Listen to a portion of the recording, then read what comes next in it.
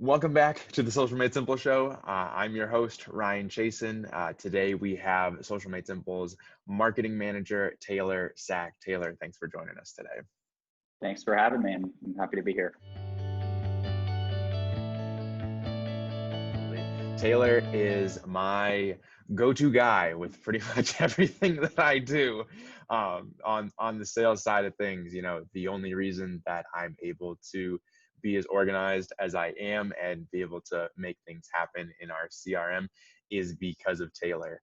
So from the get-go of me, being in this position, Taylor has just been such an integral part of Social Made Simple, but I'll let him speak a little bit more about it because when I came on, you weren't the marketing manager. So, tell us a little bit about your background with Social Made Simple and how your current position came to be.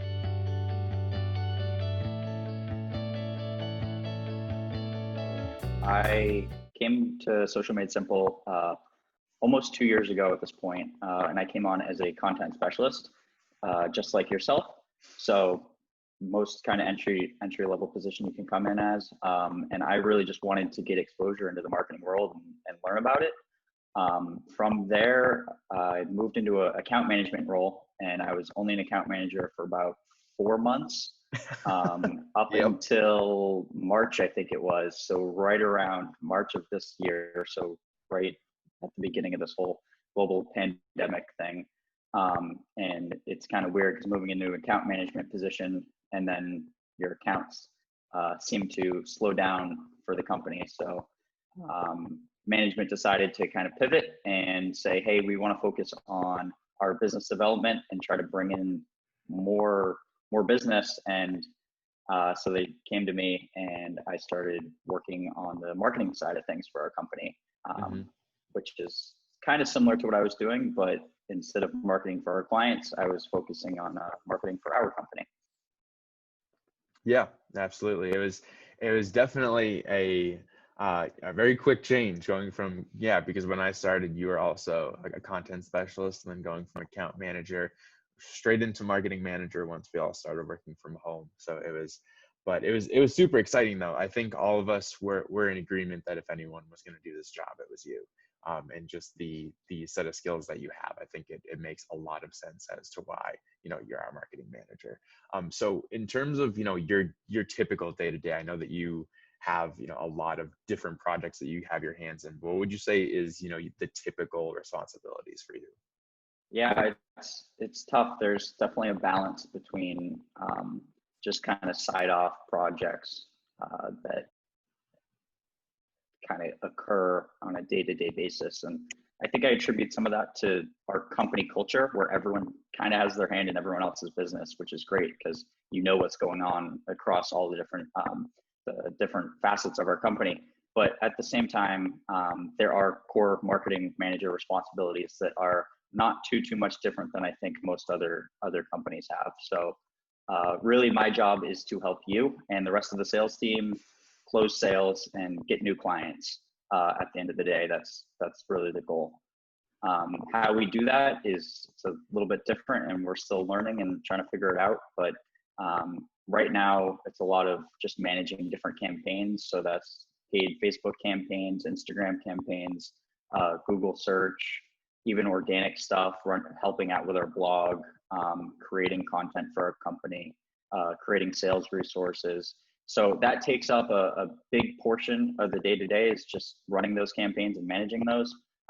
But there are also just miscellaneous things that come with the job.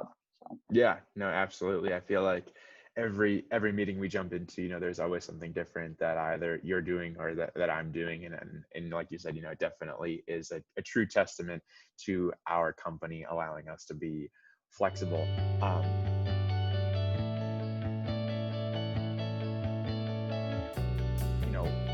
What would you consider, our success on the marketing side for 2020? Just, any type of whether it's the campaigns, what do you think, has been some of our milestones this year in terms of marketing?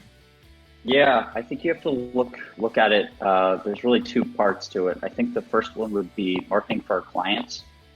So this is not really something that I touch as much anymore.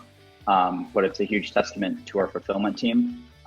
They have been able to keep our clients happy and really keep our clients getting business, which is at the end of the day, that's the most important thing. So what we do as a marketing and sales team, that can only go so far. There's only so many businesses we can sign up. But if they come on and they cancel our services after a month, we're not looking so good as a business in the long run.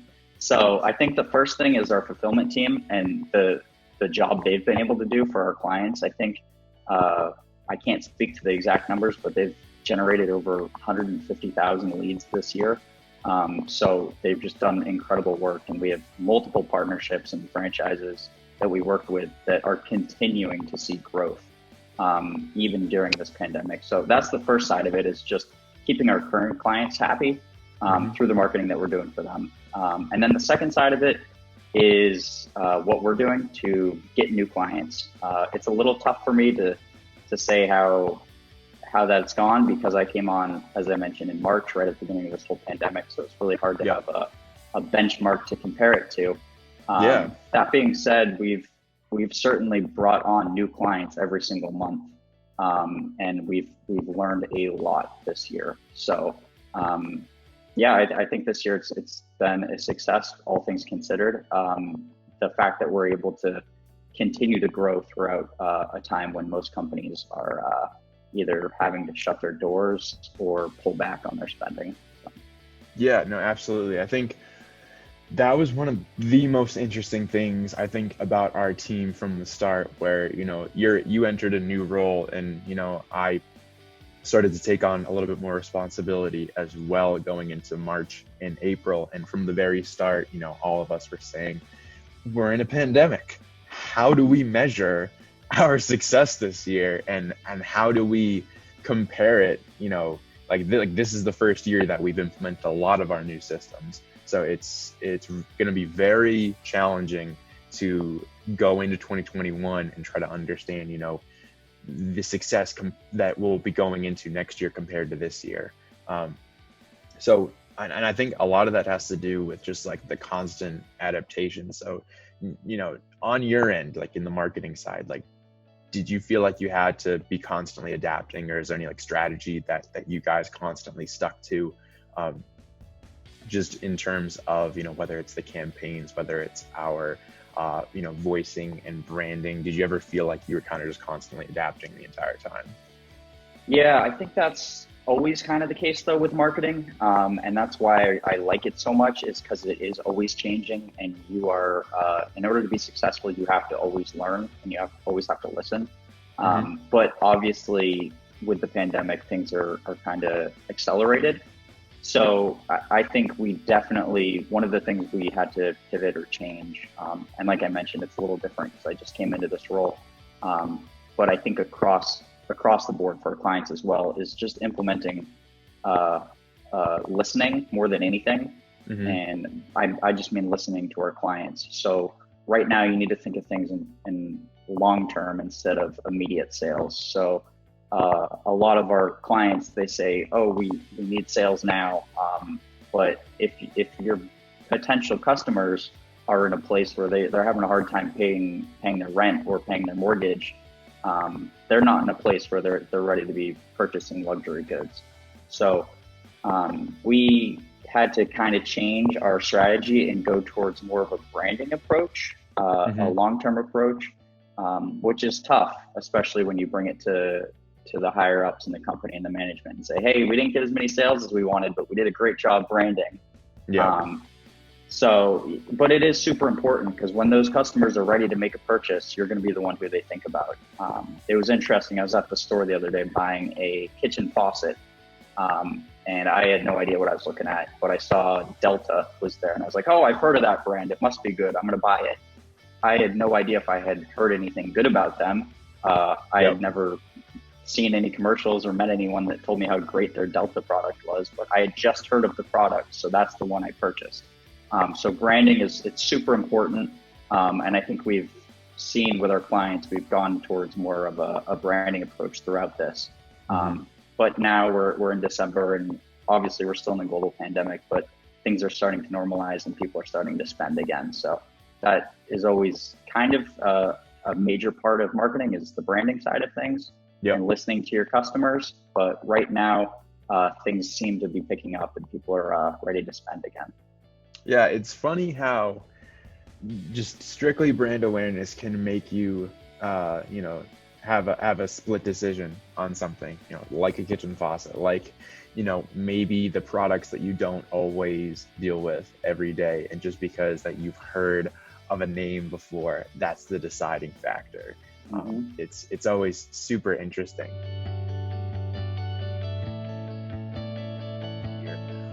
What do you think that businesses can do going into 2021 to be or just remain successful with their marketing efforts? Because of course, with all of the news coming out about the pandemic, and there seems to be somewhat of a light at the end of the tunnel where, hopefully we're looking at, all businesses being able to resume and less having to shut their doors. What do you think, in terms from like a digital marketing perspective, how can those businesses be successful going into 2021?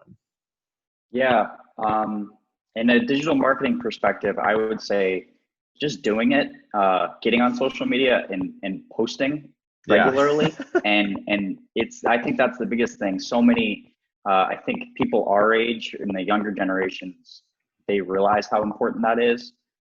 When you're going to make a purchase, really of anything over $20, I go and I look online, whether that's a Google search or a Facebook page or an Instagram page. I always try to do research because it's available and it's so easy. And I think the older generation, and I don't mean to sound ageist of me or anything like that, but they have a more traditional, old school way of running businesses, and they think social media, that's for entertainment. That's not going to affect my business. I'm not going to get on TikTok. That has nothing to do with my financial business. But at the end of the day, it's customers. The customers that you're selling to, they're people, and people like entertainment, and people are on social media whether you like it or not. So I think the biggest thing is just doing it and getting on social consistently and posting, and listening to your customers and seeing what they want to see, and just providing them some sort of value. Yeah, no, absolutely. I think it's interesting what has happened in the social space. When they first, started Facebook, it was just all about content, and then they start rolling out advertising. It's all about advertising. And now it really has just come to a point where it's a combination of both that you need to be successful. And I think it's interesting, the businesses that I talk to, they're not always, privy to just the importance that, content still has when it comes to social media. Yeah, I mean, it's huge. As you'd mentioned, it started off as just content, and then it shifted towards more of an ad-focused platform. But what people don't realize is if it entirely shifts to an ad-focused platform, no one's going to use it. No one's going to go on to, it's going to be like magazines are today. Very few people open up a magazine and thumb through all of the advertisements because they like looking at advertisements. So you definitely need a balance there. Your content is the value that you're really providing. And when someone, like I mentioned earlier, goes to your page, if you haven't posted in years, you don't really look like a legitimate brand at this point in time. So I like to think about it. I think it's Gary Vaynerchuk wrote a book, Jab, Jab, Jab, Right Hook. And that is really kind of similar. It's a great formula. So your content, those are the jabs that you're going to give to your clients, or your potential clients, where you're providing them value, you're giving them information, things for free. Not like hey, here's 10 tips, free 10 tips, give me your email address and I'll send it to you, because that's not really free. You want to provide them content that's either educational or entertaining in some way. And then where the ads come in, that's your right hook. That's your ask. That's your money maker at the end of the day. So you're giving these people all this free content that's helpful or entertaining. And then you come in with an advertisement and you say, hey, here's how I can help you. Here's my ask. Go to my website, download my book. buy my product. So you really do need a combination of both. If you're constantly running ads against a new audience, either they're not going to know who you are and they're not going to want to buy from you, or you're just not going to be able to learn enough about them. So you definitely need a combination for both brand presence and just for a successful advertising campaign.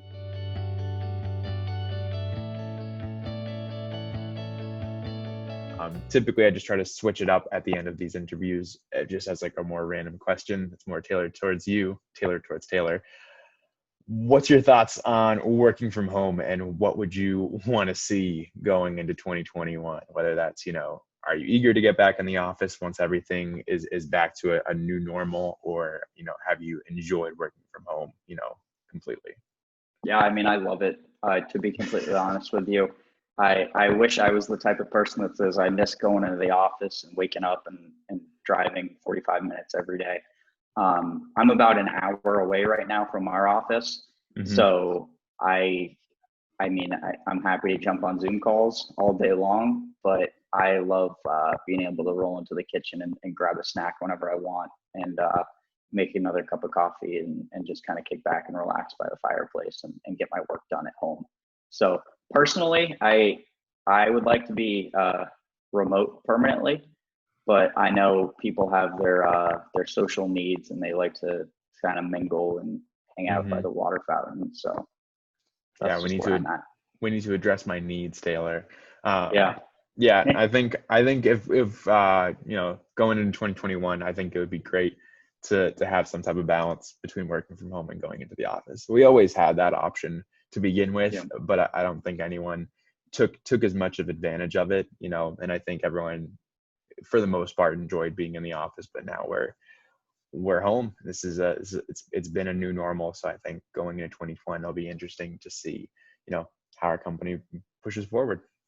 But I think that's all the time that we have for today. Taylor, thanks again for joining us. For everyone else watching this, if you want to check out the rest of our videos and clips, you can head on over to our YouTube, SocialMadeSimple. Or if you have any questions about the services and programs that we provide, you can always schedule a call with me through our SocialMadeSimple website. But until then, we'll see you folks next time. Thanks, Ryan.